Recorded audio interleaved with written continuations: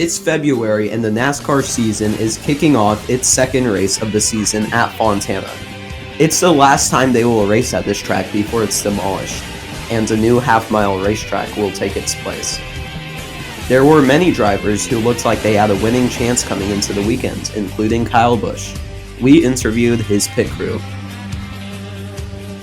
Hi, what's your name? Lamar Neal. Your car is Kyle Busch? Yes, sir.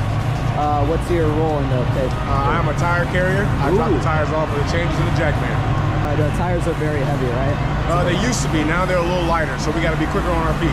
Is the 8 going to win today? Yes. Okay.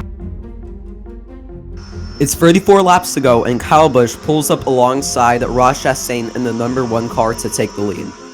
1 lap later, they head into the pits, and Ross Chastain edges out ahead to take back first place.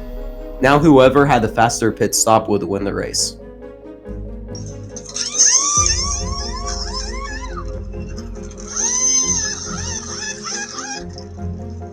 You can see Lamar sprint in front of the car with a 50-pound tire in his left hand.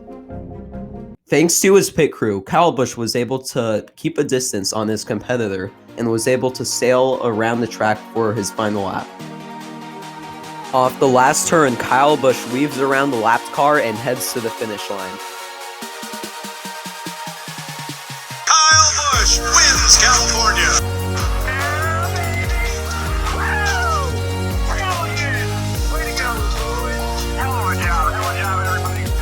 This win solidified Kyle Busch as a championship contender and showed that his pit crew can perform faster than any other.